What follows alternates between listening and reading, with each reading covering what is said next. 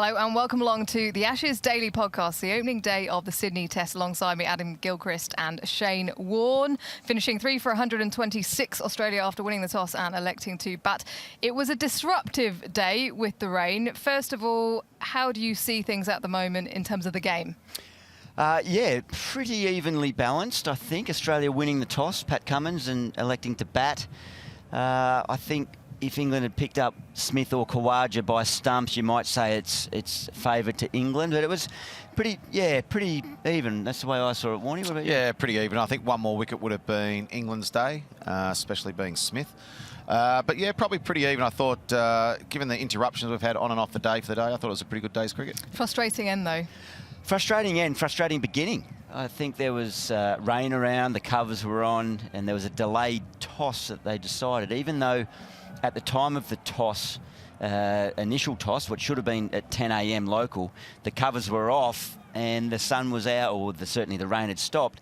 I didn't see a need to hold off. There wasn't a lot of water on the ground that needed cleaning up. I thought they could have had the toss done at 10 and start play at 10:30, and don't leave it the chance that rain could come in, and rain did start coming in and out. And even at the end, wasn't it? Like, again, it happened at the end of the day. Well, a couple of minutes later, it was stopped raining and it was sunshine. It was 15 minutes ago that the players came off, and now it's pretty much sunshine. There isn't a spot of rain to be seen, and they had another 20 minutes to go of play. So I think they've cost about an hour of play, Yeah. of perfect playing conditions. But do the umpires need to be a little bit more vocal and more forceful with the players? I suspect the umpires are just following the rules of the game, or the playing conditions as they are stipulated to by MCC or ICC. I'm not sure which is the more powerful body there when it comes to individual test matches and test series, but that seems to be the reasoning that comes out. We're just going by what the playing conditions state, and I do think there needs to be more flexibility just to the situation on any given day. And I would think that I think England should feel hard done by that they didn't get that last half hour play in. And what about the crowd that have been sitting patiently even all day important as well? So I think the umpires were just enforcing the ICC or the rules and regulations and laws of the game. They couldn't do anything else. It felt like there was a little frustration, though, from the England bowlers. Obviously, it's a good time for them to bowl. There was a bit of momentum with England. Australia are going to take the opportunity if they have the opportunity to come off the field. But it felt like a forceful move. We saw Steve Smith bolting off the pitch, and in those situations, as every batting team do the umpires need to be a bit stronger then? Yeah.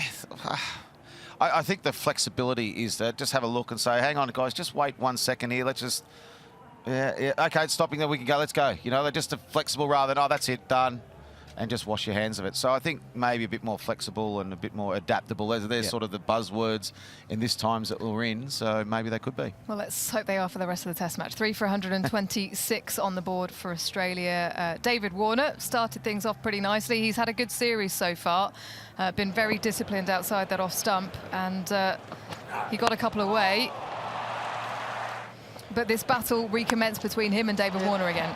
Between Broad and Warner, and that was a dismissal. It looked like Warner was set in for the long haul, didn't it? But we all ask ourselves, and we'll continue forever, why was that match-up not seen up at the Gabba? And David Warner would have been preparing for that in the whole build-up to this series. He would have been having nightmares about that very first delivery from Stuart Broad around the wicket. Didn't happen at the Gabba. There's been one live innings in this series where Broad got the chance to take on Warner, and that was down in Adelaide in the first innings. Second innings was sort of over and done with almost by the time it came around to that. So what could have been? Yeah, I think, look, David Warner would have a sigh of relief from Brisbane. Hasn't had to face Stuart Broad, who knocked him over and owned him over in the last Ashes series in 2019 in England. This morning he would have been a bit wary. It wasn't easy batting conditions this morning either. The ball was doing a bit, and Broad around the wicket caused a few issues. So I thought it was a great battle. The next man to go was Marcus Harris for 38. It was James Anderson, the veteran, to extract him. Your thoughts on this wicket?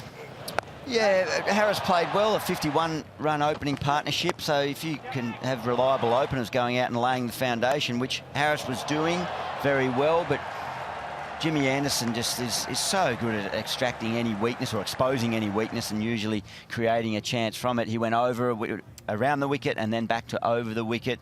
The one concern with Harris, the way I see it, and I think you probably agree, Warnie maybe just needs to be a little bit more positive. We say he's fighting for his spot, but when he first came into this level of cricket, he was prepared to take a little bit more on. So just try to keep that scoreboard moving a little bit more positively. Yeah, I thought he might have done that after getting his 70 in Melbourne. I thought he might have come out and been a bit more positive. He took a lot of deliveries to get to 20. Yes, England bowled well, but I thought he could rotate the strike a little bit more. We only saw a couple of little quick singles. I thought if you're just defending the ball, I reckon he could just drop it a bit closer to his feet or just turn it a little bit on the onside and get those singles and get himself going that way. Because if you do bowl a bad ball, he played a couple of beautiful back foot drives, played a nice pull shot. So he's got the shots. It's just having that confidence and the ability to actually, I'm going to do it. And, you know, when you're playing for your spot a bit, it's pretty hard to do that. But I thought, as I said, once he got 70 in Melbourne, I thought this was going to be the test. He's going to come out and be a lot more positive. That wicket came late in the day with 40 overs on the board, a fairly disruptive day with intermittent rain. But it did just open an opportunity for England, and they very much seized that with the wicket of Marnus Labuschagne, didn't they? Yeah, Marnus came out, he got off the mark quickly, and then he had that little spell usually in his innings where he just tightens up and he might go through a 20 or 30 ball period where he doesn't score. But he laid the foundation. He looked set, but that was beautiful there from Wood. I think everyone's happy to see that man on screen get into the wickets column. He's such a lion-hearted player with a big smile, and he just creates that positivity. So that was a peach of a delivery to get the world's #1 batsman out. Yeah, couldn't do much about that. Some days, you know, you blame yourself for getting out. You play a loose shot.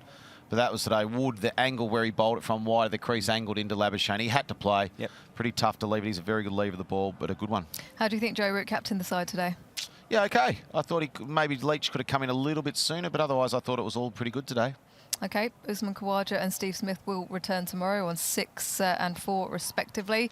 How big an opportunity is it for Usman Khawaja back in the side? Yeah, I mean, it's a great chance to show that he's still got the class and the talent and the determination and hunger to contribute at this level. I think everyone will expect Travis Head to come back into the team next Test match, and he's earned that right.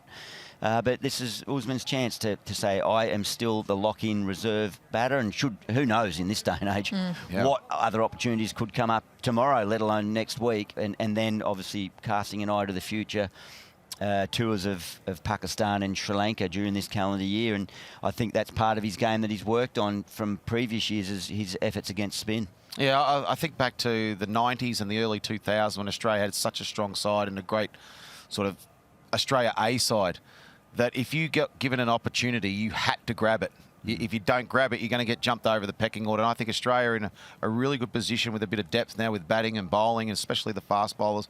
So you get an opportunity like this. He looked like he had a bit of the old eye of the tiger, Khawaja, today. I think he was ready to go. So I expect a big one from him tomorrow. Steve Smith also, he missed out at the MCG, so he'll be looking to fire tomorrow. But England did bowl some good areas to him when he first came out to the middle. What are you expecting from them in the morning session? What do they have to do? Well, they've just got to get... They can't allow Steve Smith to get in. If Steve Smith gets in, he's very hard to get out. But having said that, the pitch, they just played a few little tricks today. There's a few that bounced a bit. There's a few that stayed down. So I think it's one of those pitches that you never think you're in. You never actually feel safe. You always feel like there's a ball with your name on it. So I think tomorrow England, same again. They've got to set the tone straight away. You know, they've just got to set the tone. They've got to win that first session. And I think really go and try and get through that middle order. Green, you know, is struggling a little bit, hasn't made many runs. Carey was looking for his first big one.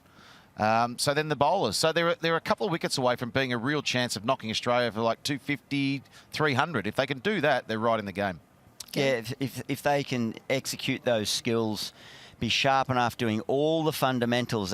Another batch of no balls today from the England bowlers. That's just, that is the cardinal sin in bowling, and they've consistently done it right throughout the series to this point. So get the fundamentals right, get the right bowlers bowling at the start, make sure your best bowlers are ready to attack right from the outset, set the standard.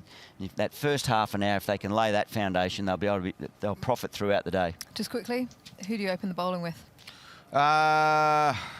Broad's got one ball left to go. I'm going probably Wood and Anderson for me. I reckon first up, that's what I'd be doing. Or Broad and Anderson, that are one of those combinations. But I think Mark Wood straight away I like.